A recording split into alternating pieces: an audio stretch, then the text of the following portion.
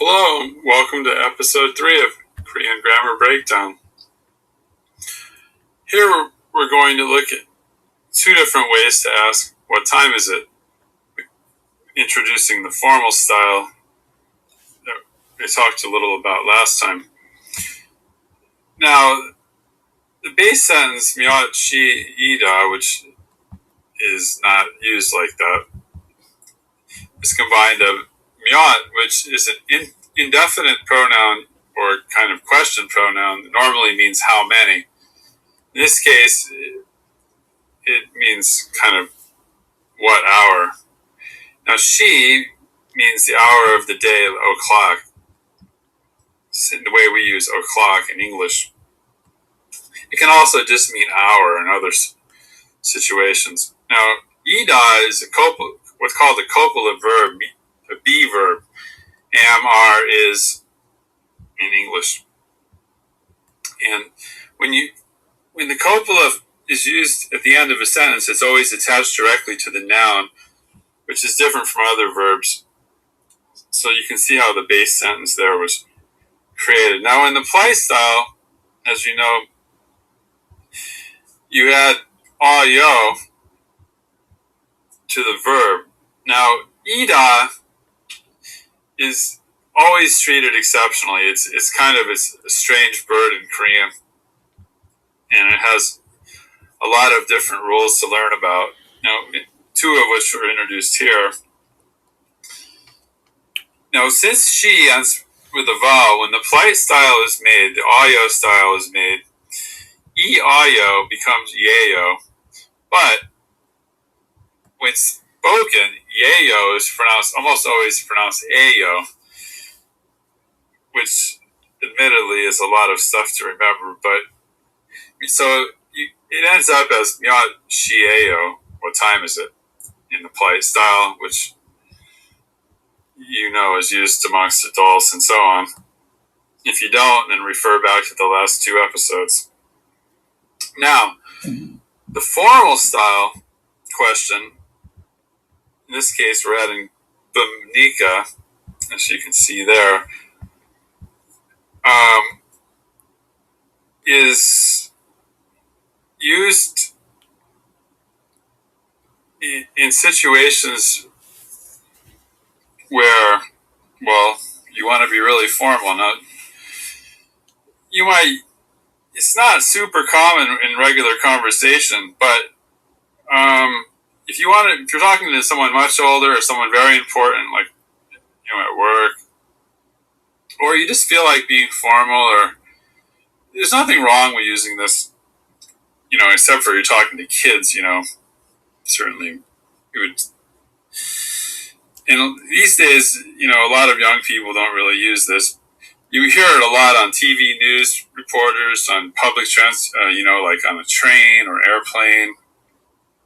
People, like, if somebody's speaking to the general public, this is a good example, they don't really know who's listening on the train, for example. There could be, some serious business people on there. There could be politicians. And obviously there's always lots of, harabojis and halmanis on there that deserve a lot of respect. So they would use the formal style ending. So anyway, with that, the da is dropped, and the b is added. The b is added directly to the e. But then, because this is another example of ida being treated irregularly, because she ends in a vowel, e is dropped completely, and the bimnika part is added directly, and here normally the b is pronounced b, but it's always going to change to sounds. We have myeot shimnika, and that's a pronunciation change rule and there's a lot of those in Korean that aren't easily summarized, and you'll have to just kind of learn them on a case-by-case basis. So, anyway, both of these sentences have precisely the same meaning. One is the polite style used on a regular day-to-day basis, in the formal style, which is you're going to hear a lot less. Now, as an answer,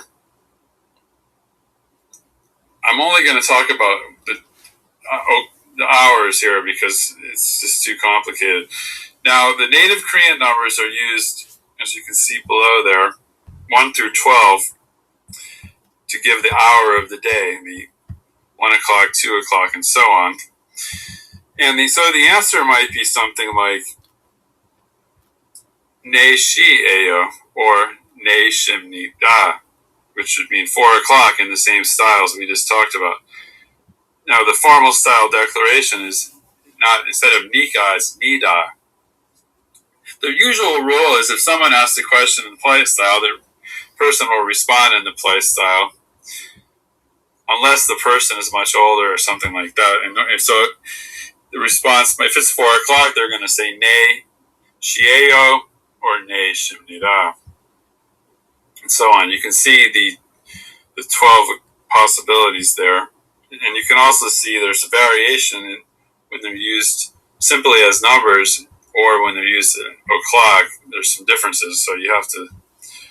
This is worth memorizing. Now, otherwise, native Korean numbers are used for counting things, small, usually only small numbers of things. And they go up to 99, but just learning these 12 would be a really good start because they aren't used that much above, especially above the low 20s, really even above 12.